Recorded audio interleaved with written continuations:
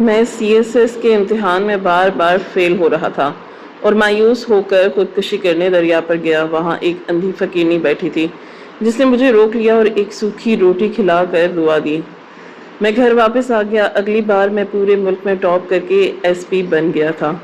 میں مٹھائی لے کر اس فقیرنی کو ڈھونڈنے گیا تو پتہ چلا کہ وہ مر چکی ہے، لیکن اس کی جھولی سے ایک خط ملا جس پر میرا نام لکھا تھا اور اندر ایک ایسی حقیقت درج تھی کہ میں اپنے آفس میں بیٹھا ہوا تھا اور ہاتھ میں وہ خط موجود تھا جو مجھے اس فقیرنی کی جھولی سے ملا تھا۔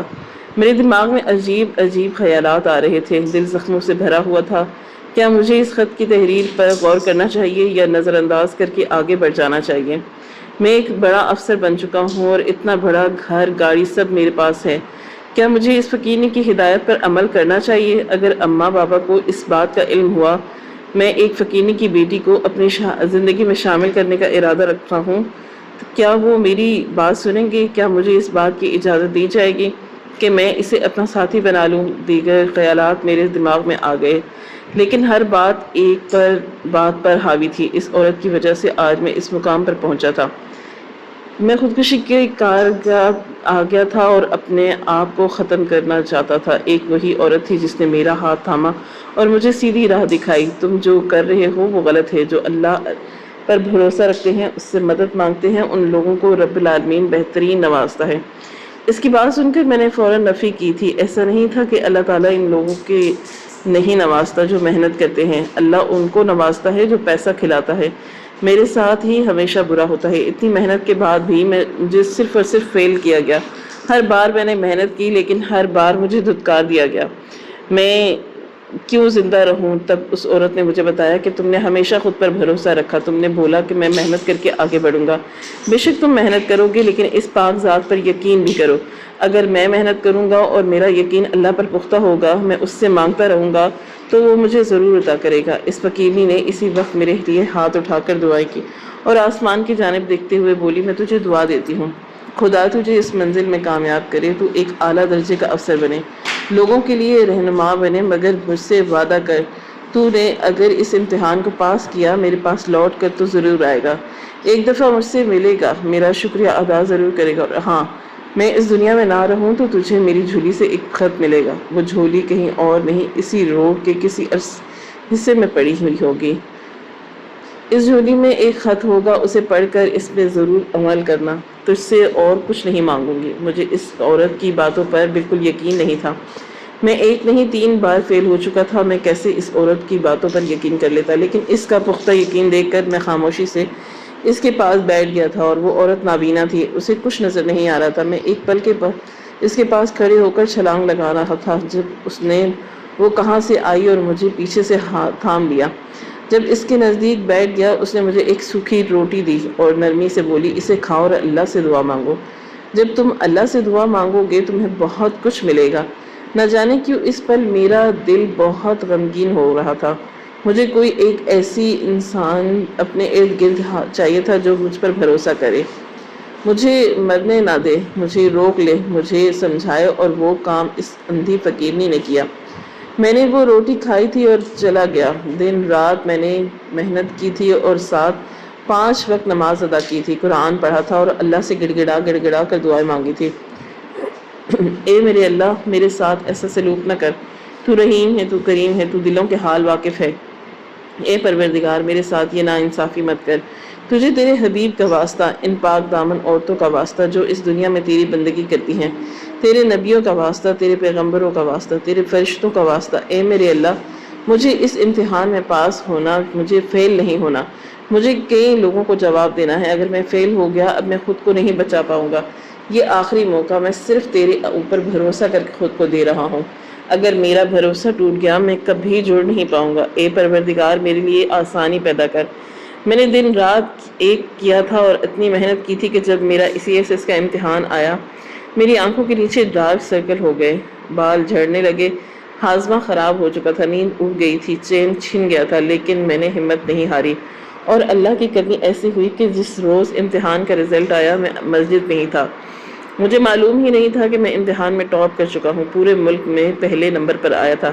یہ کوئی معمولی بات نہیں تھی، یہ بہت رتبے کی بات تھی۔ مجھے کوئی یاد نہیں آیا کہ میں نے اسی پل سجدہ ریز ہو کر اللہ کا شکر ادا کیا۔ اے میرے پروردگار، تو نے مجھے مایوس نہیں لوٹایا، تو نے میرے دل کی مراد پوری کی، مجھے اور وہ دیا جس کی میں تجھ سے تمنا کر رہا تھا، بلکہ اس سے بھی بڑھ کر عطا کیا۔ اللہ کا شکر ادا کرنے کے بعد میں فوراً مٹھائی والے کی دکان پر گیا، اور عموماً مجھے اپنے ماں باپ کے پاس جانا چاہیے تھا، لیکن میرا دل اس فقیرنی کی طرف کھنچا گیا جس نے مجھے دعا دی تھی، جس نے مجھے حوصلہ دیا تھا کہ تم کر سکتے ہو، بس اللہ پر بھروسہ رکھو۔ میں فوراً اس جگہ پہنچا جہاں میری ملاقات اس فقیرنی سے ہوئی۔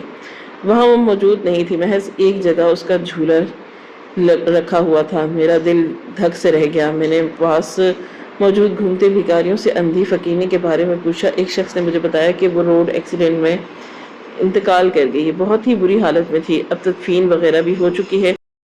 آدمی کی بات سن کر ایسا لگتا تھا کہ جیسے قدموں تلے سے زمین نکل گئی ہو، آسمان سر پر آن گرا ہو۔ میرے ذہن و گمان میں بھی نہیں تھا کہ ایسا ہو جائے گا۔ وہ عورت ٹھیک بول رہی تھی، جب میں آؤں گا اور اس دنیا میں نہیں ہوگی۔ وہ ایسا ہی ہوا تھا کہ کیا وہ کوئی فرشتہ تھی یا اللہ کی طرف سے بھیجا ہوا کوئی امتحان؟ ابھی میں اسی سوچ میں گم تھا کہ جب اچانک میری نظر اس عورت کی جگہ پر گئی جہاں وہ بیٹھا کرتی تھی۔ اس کا جھولا آج بھی وہیں موجود تھا۔ صفائی کرنے والوں نے اس کا جھولا ہٹایا کیوں نہیں؟ پورا روڈ صاف ہو رہا تھا، صرف ایک وہی جھولا تھا جو رکھا تھا۔ کچھ سوچ کر میں نے اپنے قدم اسی طرف بڑھا دیے۔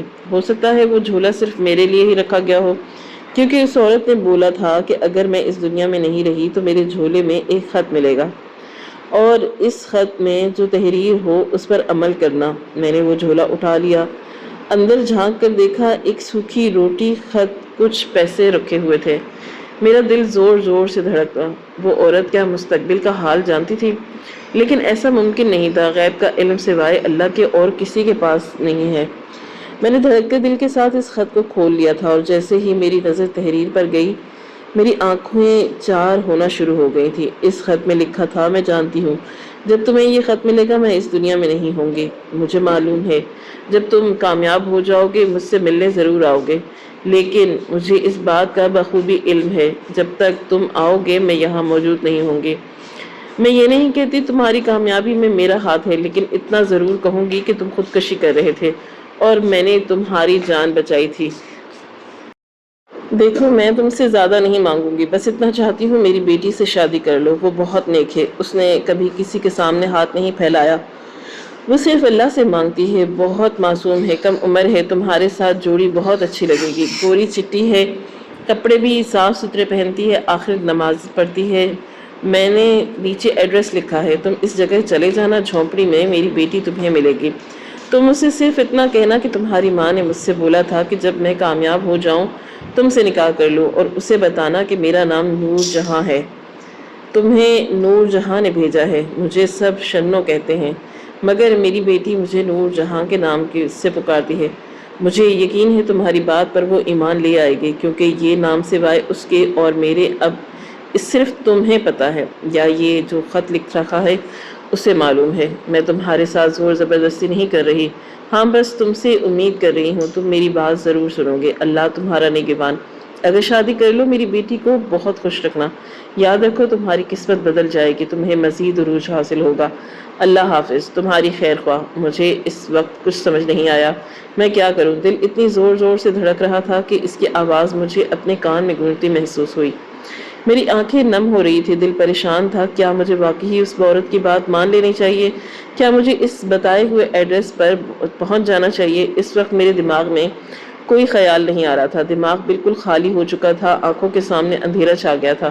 ابھی میں اپنے خیالوں میں ہی گم تھا کہ جب میرا موبائل فون بجا اور میں ہوش میں آیا۔ میں نے موبائل نکالا، سامنے میرے باپ کا نمبر جگمگا رہا تھا۔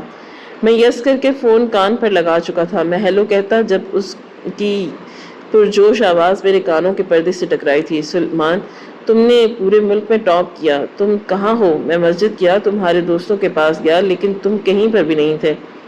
پورا خاندان گھر پر آیا ہوا ہے، تمہارے دوست، احباب، تمہارے کوچنگ سر، سب کا فون آ رہا تھا، تم ہو کہاں؟ میڈیا کا بھی فون آ رہا ہے۔ ان کی بات سن کر میں نے گہری سانس لی، اپنی آنکھوں کی نمی کہیں اندر ہی اتار لی، اور جی بابا آتا ہوں بول کر فون رکھ دیا اور گھر کی طرف بڑھ گیا۔ وقت کی رفتار نہ تھمی تھی اور نہ تھم پائی۔ آج 6 مہینے بعد آفس میں بیٹھے ہوئے مجھے وہی خط یاد آیا تھا جو میں نے اپنے والیٹ میں رکھا ہوا تھا۔ میں ایک دم ماضی کے خیالوں سے حقیقت کی دنیا میں لوٹ آیا۔ مجھے اس فقیرنی کی بات پر دھیان دینا چاہیے تھا۔ کیا مجھے اس کی لڑکی سے شادی کر لینی چاہیے تھی؟ لیکن میرا ان لوگوں سے کیا تعلق ہو؟ اس عورت نے محض ایک دعا دی تھی۔ ہاں، اس نے زندگی ضرور بچائی تھی، لیکن وہ خدا نہیں تھی، بس ایک مسیحا بنی تھی۔ میں نے بہت محنت کی تھی، اتنی محنت کرنے کے بعد ہی مجھے آج یہ مقام ملا۔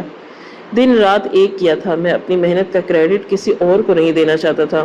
میں نے فوراً اپنے آپ کو نفی کی تھی اور اس خط کو منسوخ کرنے کا سوچا تھا، لیکن ہمت نہیں ہوئی۔ میں اس خط کو پھاڑ نہیں پایا، اس میں اس لڑکی کے گھر کا ایڈریس موجود تھا۔ میری ضمیر نے مجھے اس چیز کی اجازت بالکل بھی نہیں دی۔ پورا دن عجیب کیفیت میں گزرا۔ میں آج کے دن ٹھیک طرح سے اپنی کارکردگی نہیں نبھا پایا۔ 2-4 لوگوں نے مجھ سے میری طبیعت کے حوالے سے بھی دریافت کیا۔ آپ ٹھیک ہیں؟ کوئی پریشانی تو نہیں؟ جبکہ میں انہیں بول ہی نہیں پایا۔ پریشانی ہے، میرا دل کسی چیز میں نہیں لگ رہا۔ کامیابی ہر قدم پر مل رہی ہے، لیکن سکون کہیں پر بھی موجود نہیں۔ رات 9 بجے میں اپنے کام سے فارغ ہو کر گھر کی جانب گامزن تھا کہ گاڑی روڈ پر ہی تھی، جب اچانک مجھے شدید چکر آنے لگے۔ ایسا لگتا تھا کہ اگر بر وقت میں نے بریک نہیں لگایا تو میں ایکسیڈنٹ کر بیٹھوں گا۔ ابھی میں نے گاڑی روکی ہی تھی کہ جب اچانک کسی نے میری گاڑی کا شیشہ زور سے بجایا تھا۔ میں نے بے اختیار شیشے کی طرف دیکھا۔ باہر ایک لڑکی کھڑی ہوئی تھی جس کے چہرے پر نقاب کیا ہوا تھا۔ میرے گارڈز فوراً آ گئے تھے لیکن میں نے اشارے سے سب کو روک دیا اور خود باہر آ گیا۔ دوپٹے سے اس لڑکی کی آنکھیں نظر آ رہی تھیں۔ وہ مجھے دیکھتے ہوئے نم لہجے میں بولی، میرے بابا کی طبیعت اچانک خراب ہو گئی ہے صاحب، آپ بہت امیر لگ رہے ہیں۔ میں خدا را ہماری مدد کر دے، میری بابا بہت تکلیف میں ہے۔ رات کے 9 بج رہے تھے۔ روڈ پر کافی گاڑیاں تھیں، میرے گارڈز ارد گرد کھڑے ہوئے تھے، سب چوکنا تھے۔ میں کچھ کہتا اس سے پہلے ہی وہ زمین پر بیٹھ کر میرے پاؤں پکڑ چکی تھی اور نم لہجے میں بولی، صاحب میری مدد کریں، خدا را میری مدد کریں، میرے بابا کی طبیعت بہت خراب ہے۔ میں آپ کے سامنے کبھی کس طرح ہاتھ نہیں جوڑتی، لیکن اس وقت میں بہت مجبور ہوں، پلیز آپ میرے ساتھ چلیں۔ اس لڑکی کا لہجہ کافی مہذب لگ رہا تھا۔ میں نے گاڑی کی طرف دیکھا اور وہ مجھے اشارے سے منع کرنے لگا، لیکن نہ جانے کیوں اس لڑکی پر یقین کرنے کا دل چاہ رہا تھا۔ میں فوراً بولا، چلے کہاں پر ہیں آپ کے بابا؟ ساتھ میں نے اپنے گارڈز کو بھی اشارہ کیا۔ میرا سب سے قریبی گارڈ فوراً میرے نزدیک آیا اور سر نفی میں ہلا کر بولا، بہتر ہوگا آپ نہیں جائیں، آپ اندر بیٹھ جائیں، میں چلا جاتا ہوں۔ باقی گارڈز چلے جائیں گے، اس طرح خطرہ ہوگا، یہ لوگ ٹریپ کر کے حملہ کرتے ہیں۔ اچانک سے اس لڑکی کا راستہ میں آنا اور ٹھیک نہیں ہوں، جبکہ میں سر نفی میں ہلا کر بولا، اگر ہم مصیبت زدہ لوگوں کی مدد نہیں کریں گے، ہماری انسانیت پھر کہاں گئی؟ آپ لوگ خاموش رہیں، میں جاتا ہوں۔ مجھے کوئی نہیں سکھائے مجھے کیا کرنا ہے اور کیا نہیں۔ میں آپ لوگوں کا ہوں اور آپ میرے نہیں۔ میری بات سن کر وہ سب خاموش ہو گئے۔ میں فوراً اس لڑکی کے ہمراہ اندر کی طرف بڑھا تھا۔ وہ قدم بہ قدم چلتی جا رہی تھی اور قدموں میں کافی رفتار تھی۔ میرا دل اور شدت سے دھڑکنے لگا۔ آخر کون تھی وہ اور اس طرح کہاں سے آئی تھی؟ وہ تہلکہ مچا دیا اور مجھے لگا کہ بالکل پچھلے حصے کے پاس آ گئی جہاں پر کافی ساری جھونپیاں موجود تھی۔ میرا دل دھک سے رہ گیا۔ وہ اندھی فقیرنی مجھے بے اختیار یاد آئی جس نے مجھے بولا تھا، میری بیٹی سے شادی کر لینا، وہ تمہیں جھونپڑی میں مل جائے گی۔ وہ کسی کے آگے ہاتھ نہیں پھیلاتی، نماز پڑھتی ہے اور اللہ سے دعا مانگتی ہے۔ میرا دل اور شدت سے دھڑکنے لگا۔ کیا اس فقیرنی کی بیٹی یہی لڑکی تو نہیں جس کی آنکھیں ہی میرا دل دھڑکانے کے لیے کافی تھی؟ اس نے جھونپڑی کا پردہ ہٹایا۔ اندر ایک بوڑھا لاغر سا شخص بے جان حالت میں موجود تھا۔ میں نے فوراً اپنے ساتھ موجود گارڈز کو اشارہ کیا تھا تاکہ اس آدمی کو چیک کر کے فوراً گاڑی میں ڈال کر اسپتال لے جائے۔ وہ لڑکی ایک طرف کھڑی روئی جا رہی تھی۔ میں نے ایک طرف تائرانہ نظر پورے جھونپڑی پر گھمائی۔ ایک طرف برتن رکھے ہوئے تھے، ایک چارپائی جس پر وہ بوڑھا انسان موجود تھا اور اسی کے ساتھ ایک پاک صاف جائے نماز اور قرآن شریف موجود تھا۔ یعنی جس جگہ پر میں پہنچا تھا وہ جگہ اس اندھی فقیرنی کی ہی بتائی ہوئی تھی۔ میں نے اپنے چہرے پر کسی بھی طرح کا تاثر آنے نہیں دیا۔ شاید یہ میرا وہم تھا، ہم کسی اور جگہ آئے تھے۔ میرے گارڈز نے چیک کر کے فوراً ہی اس کے زندہ ہونے کا اشارہ کیا۔ میں نے فوراً انہیں اسپتال پہنچانے کا حکم صادر کیا۔ وہ لڑکی مجھے دیکھتے ہوئے بولی، آپ چلیں گے میرے ساتھ اسپتال؟ میرے پاس پیسے نہیں ہیں، میں ابھی بالکل خالی ہوں، لیکن میں وعدہ کرتی ہوں آپ جتنے بھی پیسے میرے بابا کے علاج پر لگائیں گے میں کسی بھی حال میں آپ کو وہ پیسہ لوٹا دوں گی۔ اس کی بات سن کر میں نے کوئی جواب نہیں دیا، بس اشارے سے اسے آگے چلنے کا بولا۔ وہ فوراً اپنے بابا کے ساتھ بھاگتی بھاگتی میری گاڑی کی طرف پہنچ گئی۔ کارز اس آدمی کو دوسری گاڑی میں ڈالنا چاہتے تھے، لیکن میں نے اشارے سے اپنی ہی گاڑی کی طرف اشارہ کیا۔ ایک گارڈ نے حیرت سے میری طرف دیکھا۔ میں کوئی معمولی انسان نہیں تھا، بلکہ ایک پولیس افسر تھا جو ایک بڑے عہدے پر فائز تھا۔ میرے لیے یہ سب غیر اہم تھا، مجھے صرف اور صرف عوام کو محفوظ کرنا تھا، ان کی تیمار داری نہیں کرنی تھی۔ لیکن میرا دل عجیب ہو رہا تھا۔ اس لڑکی کو دیکھ کر میں کہیں بھی جا نہیں پا رہا تھا۔ وہ اپنے باپ کے ساتھ ہی بیٹھ گئی، جبکہ میں فوراً گاڑی موڑ کر ایک پرائیویٹ ہاسپٹل کے پاس بڑھ گیا۔ میں اس لڑکی کو اور اس کے باپ کو کسی سرکاری اسپتال چھوڑ کر اپنے گھر چلا جاتا، لیکن میرے ضمیر نے اس چیز کی اجازت نہیں دی تھی۔ مختصر مسافت طے کر کے میں گاڑی اسپتال تک پہنچا گیا۔ فوراً ہی اس بوڑھے کو ایڈمٹ کر لیا گیا، جبکہ وہ لڑکی اب بھی اپنے چہرے پر نقاب لگائے ایک طرف کھڑی ہوئی تھی، زاروں قطار رو رہی تھی۔ میرے دل میں بے اختیار خواہش جاگی تھی، جس لڑکی کی اتنی خوبصورت آنکھیں ہیں، اس کا چہرہ کتنا خوبصورت ہوگا۔ میرے دل میں طرح طرح کے خیالات آ رہے تھے، مگر میں نے فی الحال ایسا کچھ بھی کرنے کی کوشش نہیں کی تھی جس سے وہ لڑکی انکمفرٹیبل ہو جائے۔ کچھ ہی دیر گزری تھی کہ جب ڈاکٹر صاحب باہر آئے، چہرے پر مایوسی صاف جھلک رہی تھی۔ میں فوراً ان کی طرف بڑھا۔ میں کچھ کہتا اس سے پہلے ہی ڈاکٹر صاحب سر جھکا کر بولے، سر معاف کر دیجیے گا، لیکن آپ نے پہنچنے میں دیر کر دی۔ وہ اب نہیں رہے، انہیں ہارٹ اٹیک آیا تھا۔ اگر آپ کچھ منٹ پہلے یہاں پہنچ جاتے شاید ہم کچھ کر لیتے، لیکن معذرت، ہمیں معاف کر دیجیے۔ یہ الفاظ سنتے ہی جب اچانک مجھے ایک نسوانی چیخ کی آواز سنائی دی، میں نے پلٹ کر دیکھا اور اگلا لمحہ میرے لیے ایسا تھا جیسے میرا پورا وجود پتھر کا مجسمہ بن گیا۔ اس لڑکی کے چہرے سے نقاب ہٹ گیا اور وہ زمین پر بیٹھ کر پھوٹ پھوٹ کر رونے لگی۔ گلابی چہرہ، خوبصورت آنکھیں، وہ لڑکی نہیں کوئی حور تھی۔ ایسا لگتا تھا کہ جیسے آسمان سے اتاری گئی کوئی فرشتہ ہو۔ میں نے اتنی خوبصورتی اپنی پوری زندگی میں نہیں دیکھی تھی۔ وہ پھوٹ پھوٹ کر رو رہی تھی، ایک دم بے ہوش کی دنیا میں آیا تھا، اور اس کے الفاظ اب میرے کان میں گونجنے لگے۔ یہ کیا کر دیا اللہ میاں آپ نے؟ میں آپ سے شکوہ نہیں کر رہی، یہ آپ کی ہی مخلوق ہے، میں جانتی ہوں، لیکن اللہ میاں یہ کیا ہوا؟ میں یہ سب قبول نہیں کر سکتی۔ میں کیسے زندہ رہوں گی؟ پہلے ماں دنیا سے رخصت ہو گئی اور اب باپ میں تنہا رہ گئی۔ یا اللہ، اس زمین پر میرا کوئی نہیں ہے، نہ میرا محرم، نہ میرا کوئی سہارا، ایک تو ہے۔ میں کہاں جاؤں گی؟ یہ دنیا مجھے نوچ کھائے گی۔ اللہ، تو نے کس وقت میں مجھے اکیلا کیا؟ یہ کیسی آزمائش ہے یا اللہ؟ مجھ سے یہ آزمائش برداشت نہیں کی جا رہی۔ تو رحم کر میرے مالک، تو کیوں میری فرمایات نہیں سن رہا؟ یہ کہتے ہی اس نے اپنی آنکھیں چھپا لی تھی اور ایک بار پھر پھوٹ پھوٹ کر رونے لگی۔ میرا دل کیا میں قریب جاؤں اور اس کو بولوں، میں ہوں نہ تمہارے لیے، تم پریشان کیوں ہوتی ہو؟ خدا نے تمہیں میرے لیے ہی اس دنیا میں بھیجا، لیکن اس وقت نہ جانے وہ اس حال میں تھی اور نہ میں کچھ ایسا کہنا چاہتا تھا جس سے وہ پریشان ہو۔ فی الحال میں نے اپنے گارڈز کے ذریعے فوراً ہی تدفین کے انتظامات کروائے۔ تقریباً 1 گھنٹے بعد تمام معاملات حل ہو گئے۔ میں اب واپسی اسی جگہ پر آیا۔ وہ لڑکی اب بھی بالکل ہوا سے بے حال زمین پر تھی۔ لوگ آتے جاتے اس کو دیکھ رہے تھے۔ شاید وہ پردہ کرتی تھی، مگر ابھی ہوش میں نہ ہونے کے باعث اسے کسی بات کا احساس نہیں ہو رہا تھا۔ میں اب اس کی طرف بڑھا اور زمین پر گھٹنوں کے بل بیٹھ گیا۔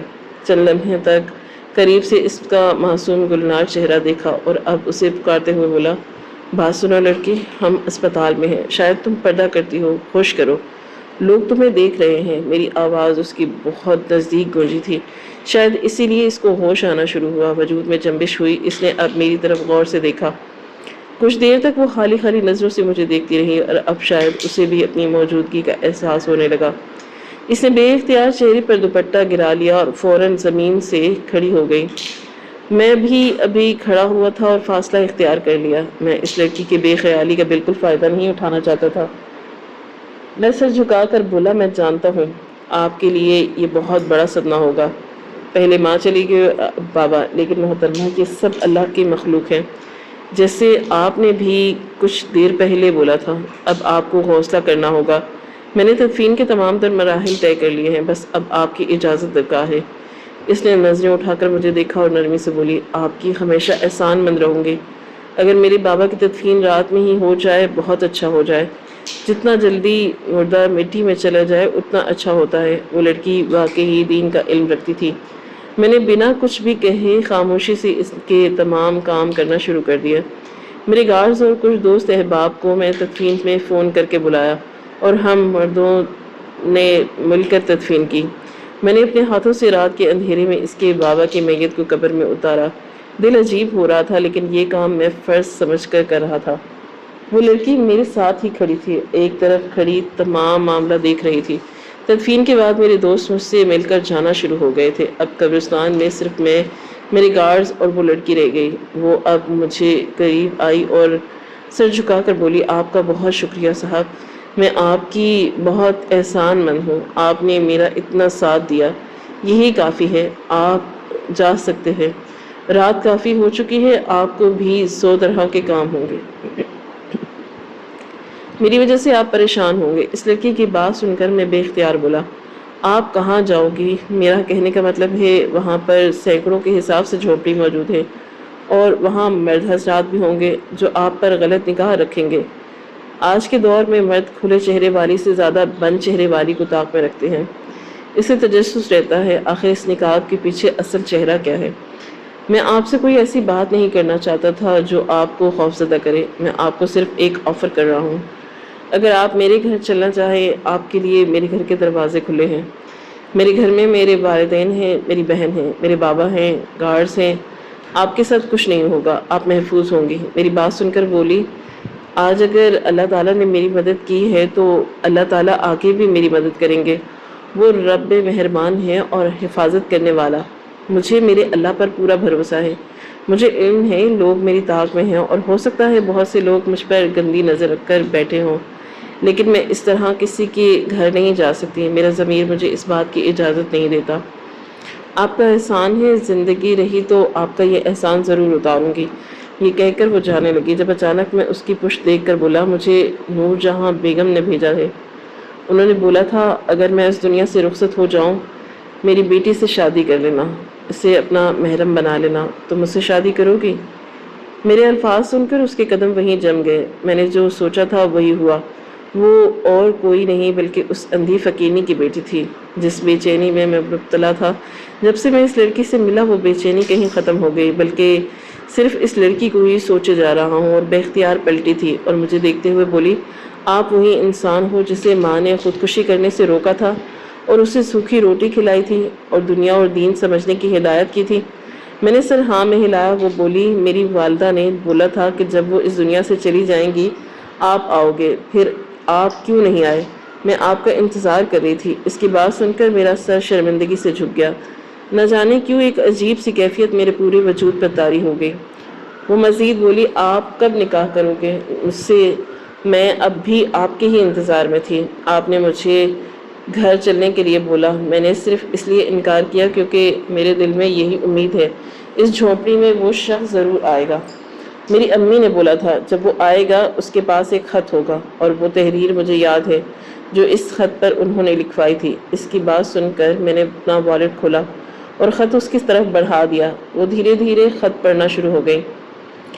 وہ مجھے دیکھتے ہوئے بولی، میں آپ سے نکاح کے لیے راضی ہوں، لیکن نکاح میں ابھی مسجد میں کرنا چاہتی ہوں، کیا آپ کے لیے یہ ممکن ہے؟ میں نے گھڑی کی جانب دیکھا، رات کے 11 بج گئے تھے۔ میرے لیے مشکل نہیں تھا، میں نے گارڈز کو محض اشارہ کیا اور وہ لوگ فوراً ہی تیاریوں کے لیے آگے چلے گئے۔ وہ لڑکی اب مجھ سے 2 قدم آگے چل رہی تھی جبکہ میں پیچھے ہاتھ باندھے اس کے ساتھ چل رہا تھا۔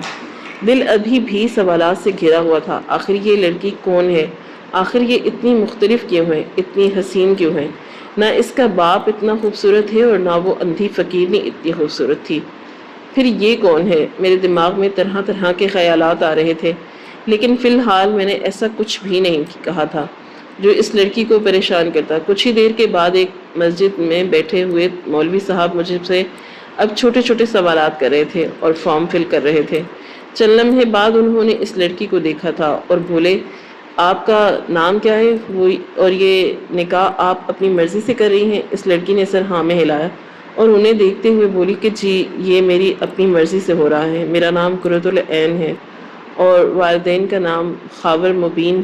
میں حیران ہوا تھا ایک فقیرنی کی بیٹی کا نام اتنا خوبصورت، مگر میں نے کچھ بھی نہیں بولا۔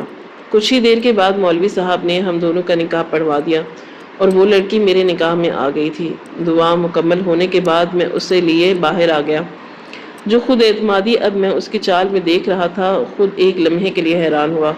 میں نے اس کے لیے دروازہ کھولا، وہ خاموشی سے بیٹھ گئی۔ میں بھی چپ چاپ اسٹیئرنگ وہیل سنبھال کر بیٹھ گیا۔ ہم دونوں کے درمیان میں خاموشی رہی اور پھر وہ مجھے دیکھتے ہوئے بولی، میں جانتی ہوں آپ کے دماغ میں کئی طرح کے سوالات آ رہے ہوں گے اور ان تمام خیالات کا اندازہ مجھے ہے، لیکن پہلے آپ مجھ سے یہ بتائیں کہ گھر والے آپ کے اس نکاح کے بارے میں جانتے ہیں؟ میں نے سر نہیں میں ہلایا تو فوراً بولی، تو کیا وہ لوگ مجھے قبول کریں گے یا اپنے گھر سے باہر نکال دیں گے؟ دیکھیں، اگر ایسا کوئی مسئلہ ہے مجھے آپ اس جھونپڑی میں واپس چھوڑ آئیں۔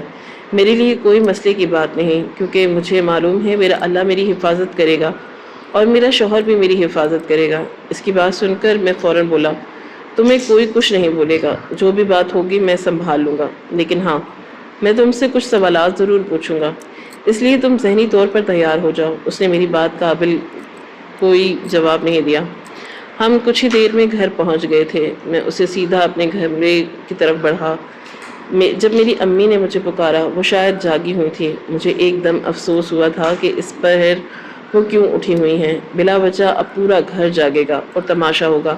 میں پلٹا اور انہیں سلام کیا تھا جب وہ لڑکی کو دیکھتے ہوئے بولی کہ اجنبی لڑکی کون ہے اور تمہارے ساتھ کیا کر رہی ہے؟ وہ مزید کچھ کہتی اس سے پہلے ہی میری بیوی نے چہرے سے دوپٹہ ہٹایا اور میری ماں کو سلام کیا۔ بالکل میری طرح میری امی بھی اس کی خوبصورتی دیکھ کر دنگ رہ گئی تھی۔ میں انہیں دیکھتے ہوئے بولا، اس لڑکی سے میں نے شادی کی ہے۔ اس لڑکی کی ماں میری کامیابی کی پہلی سیڑھی تھی۔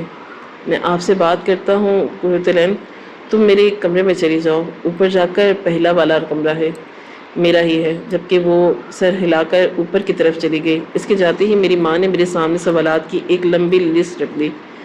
میرے پاس کسی بھی سوال کا کوئی جواب موجود نہیں تھا۔ میں بس خاموشی سے اتنا ہی بولا تھا کہ امی یہ نکاح کرنا ضروری تھا، ورنہ میں کبھی بھی خود کو معاف نہیں کر پاتا۔ آپ کو معلوم ہے کہ آپ کے بیٹے کی جان اس لڑکی کی ماں ہی نے بچائی تھی۔ اگر آج میں اس مقام پر ہوں تو اس لڑکی کی ماں کی وجہ سے۔ بدلے میں اس عورت نے مجھ سے صرف اپنی بیٹی کا نکاح مانگا تھا اور میں اتنا ظالم اور سخت دل نہیں ہوں کہ اس کی آخری خواہش کو پورا نہ کر سکوں۔ میں آپ سے صبح بات کروں گا، کیا میں اب اپنے کمرے میں جا سکتا ہوں؟ میری بات سن کر میری ماں بولی کہ تم مجھ سے کچھ چھپا رہے ہو؟ اتنی خوبصورت لڑکی اچانک تمہیں کہاں مل گئی؟ تم یقیناً کوئی نہ کوئی کہانی بنا رہے ہو۔ جبکہ میرا دل زور زور سے دھڑکنے لگا۔ کیا واقعی مجھے میری ماں کو حقیقت بتا دینی چاہیے تھی؟ کیا ان کے کان میں یہ بات ڈال دینی چاہیے کہ ہاں امی آپ سے ہی بول رہے ہیں، یہ لڑکی کوئی اور نہیں بلکہ ایک فقیرنی کی بیٹی ہے اور میں باتیں گھما کر آپ کے سامنے پیش نہیں کر رہا؟ لیکن میں نے کوئی بات نہیں کی اور فی الحال نے انہیں سمجھا کر ان کے کمرے میں بھیج دیا۔ میں اب سیدھا اپنے کمرے میں آ گیا۔ میں اندر داخل ہوا اور اگلے ہی لمحے حیران رہ گیا۔ وہ لڑکی جائے نماز پر ہاتھ باندھ کر کھڑی تھی۔ جو لوگ نماز پڑھتے ہیں انہیں موقع محل نہیں دیکھنا ہوتا، وہ بس کہیں بھی پڑھ لیتے ہیں۔ میں بس خاموشی سے ایک طرف بیٹھ گیا۔ چند لمحے بعد اس نے دعا کے لیے ہاتھ اٹھائے اور اگلا لمحہ میرا کمرہ اس کی سسکیوں سے گونج رہا تھا۔ وہ ہچکیوں سے رو رہی تھی۔ کچھ ہی دیر پہلے اس کا باپ مرا تھا، اس کی زندگی سے سب سے قیمتی سہارا چلا گیا۔ اس کا ایسا رد عمل معمولی تھا۔ چند لمحے بعد اس نے جائے نماز پر ہی بیٹھے بیٹھے اپنا چہرہ صاف کیا اور جائے نماز لپیٹ کر کھڑی ہو گئی۔ کمرے میں اب بالکل خاموشی تھی۔ میں چاہتا تھا اس لڑکی سے سوالات کروں، آخر تم اتنی خوبصورت کیسے ہو؟ تمہاری ماں اتنی بدصورت تھی، تم نماز روزہ کیوں کرتی ہو؟ تم ایک فقیرنی کی بیٹی ہو، تمہیں مانگنا چاہیے۔ لیکن اس وقت جس حال میں وہ تھی، اگر میں یہ سوالات کرتا مجھ سے بدترین شخص کوئی نہیں ہوتا۔ میں بالکل خاموشی سے بیٹھا ہوا اب یہ سوچ رہا تھا کہ اسے کیا بولوں، کس طرح اسے آرام کرنے کی تلقین کروں اور اس کو سمجھاؤں۔ ابھی میں کچھ کہتا جب اچانک وہ میرے پاس آئی اور فاصلے پر بیٹھ گئی۔ ہم دونوں کے درمیان کچھ دیر خاموشی چھا رہی تھی اور پھر وہ مجھے دیکھتے ہوئے بولی، میں فقیرنی کی بیٹی نہیں ہوں، میں ایک بزنس مین کی بیٹی ہوں، لیکن میری زندگی بہت مشکل ہے۔ جو انسان آج اس دنیا سے رخصت ہوا وہ میرا کوئی نہیں لگتا۔ ہم دونوں کے درمیان بس ایک منہ بولا باپ بیٹی کا رشتہ تھا۔ لیکن میں اتنا ضرور کہوں گی کہ اس شخص نے میرے سگے باپ سے بڑھ کر پیار کیا اور خود سے بڑھ کر عزت اور احترام دیا۔ اس کی بات سن کر میں سیدھا ہو کر بیٹھ گیا۔ وہ بولی، میرے سگے بابا چاہتے تھے کہ میں ان کے بزنس ڈیل کا حصہ بن جاؤں۔ وہ مجھے اپنے دوست سے بیاہ دینا چاہتے تھے جس کی عمر میرے باپ کی جتنی تھی، جس کی پہلے سے 2 بیویاں تھیں اور 8 بچے، اور تیسری شادی وہ مجھ سے کرنا چاہتا تھا تاکہ میرے بابا اور اس کا بزنس مزید بڑھ سکے۔ تیسری شادی کرنے پر مجھے کوئی اعتراض نہیں تھا، شاید یہ میرا نصیب تھا، اسی لیے میرے سامنے یہ رشتہ آیا۔ لیکن وہ انسان نہیں، حیوان تھا جو اپنی بیویوں کو اتنی بری طرح سے پیٹتا تھا۔ اسے یہ بھی احساس نہیں رہا کہ اگلا انسان، اس انسان سے میں کیسے شادی کروں جو اپنی بیٹیوں کو انسان نہیں جانور سمجھتا ہے، طوائف میں فرق نہیں سمجھتا۔ انسان سے شادی کرنا میرے بس سے باہر تھا، اس لیے میں اپنے باپ کا گھر چھوڑ کر بھاگ گئی اور میری ملاقات اس اندھی فقیرنی سے ہوئی جو مجھے اپنی جھونپڑی میں لے آئی۔ میرا دماغ بالکل کام نہیں کر رہا تھا۔ 2 دن میں بالکل خاموش تھی اور اس ماحول کو سمجھنے کی کوشش کر رہی تھی جہاں مجھے رکھا گیا تھا۔ ایک محل میں رہنے والی جھونپڑی میں رہ رہی تھی اور اس کے ارد گرد سینکڑوں لوگ تھے جو بھیک مانگ کر اپنا گزارا کرتے تھے۔ مجھے لگا کہ یہ زندگی میرے حصے میں بھی آئے گی۔ 1 ہفتے بعد میں نے اس اماں سے بات کی، کیا مجھے بھی مانگنا ہوگا؟ اور اس نے صرف اتنا بولا تھا کہ نہیں بیٹا، تم ہماری اولاد ہو، شادی کے اتنے سالوں بعد مجھے ایک بیٹی ملی ہے، میں اپنی رحمت سے بھی کیوں مانگوں؟ تم جس طرح اپنے اللہ سے مانگتی ہو تم ہمارے لیے بھی مانگنا۔ ہم مسلمان نہیں ہیں لیکن ہم تمہارے اللہ پر بھروسہ کرنے لگے ہیں، تم ہمیں بھی مسلمان کرو نا۔ ان کی باتیں مجھے خاموش کروا گئیں۔ کیا اللہ نے مجھے اتنا بڑا مقام دینا تھا کہ میں لوگوں کو مسلمان کروں؟ یہ وقت بھی مجھے پر آنا تھا۔ اس وقت میں سجدے میں جا کر رو گئی، اتنا کہ میری حالت خراب ہوئی۔ وہ دونوں میاں بیوی مجھے بس خاموشی سے دیکھ رہے تھے۔ میں نے رونے کے بعد ان دونوں کو کلمہ پڑھوایا اور جو رکعت مجھ پر طاری ہوئی مجھ سے زیادہ ان دونوں میاں بیوی پر طاری تھی۔ اسلام قبول کرنے کے بعد ان دونوں نے مجھ سے وعدہ کیا تھا کہ جب تک ہم زندہ ہیں تم یہاں رہو، ہم تمہاری شادی ایک اچھی جگہ کروائیں گے۔ میں نے اسی پہل فیصلہ کر لیا تھا کہ یہ لوگ اگر میری شادی کسی بھکاری سے بھی کروائیں گے میں کر لوں گی، جو اپنا نہیں کر سکتا وہ پرایا کر لیتا ہے۔ وقت گزرا تھا اور ایک دن اماں نے مجھ سے بولا کہ میں نے تمہارے لیے ایک لڑکا دیکھا ہے۔ بڑا مایوس تھا، زندگی سے جان دے رہا تھا، کہتا ہے کہ وہ کامیاب نہیں ہو پا رہا، CSS جیسا امتحان بار بار دے رہا ہے لیکن پاس نہیں ہو پا رہا۔ میں نے اسے تمہارا عمل بتایا کہ اللہ پر بھروسہ رکھ کر اپنی تعلیم جاری رکھو، خود کو ختم مت کرو، یہ مایوسی ہے۔ اور میں نے اس سے وعدہ لیا جب وہ کامیاب ہو کر میرے پاس آئے گا اسے ایک خط ملے گا اور اس خط میں تحریر ہوگی، میری بیٹی سے شادی کر لو، اور جب وہ آ کر تمہیں بتائے کہ اسے نور جہاں نے بھیجا ہے تم اس سے شادی کر لینا۔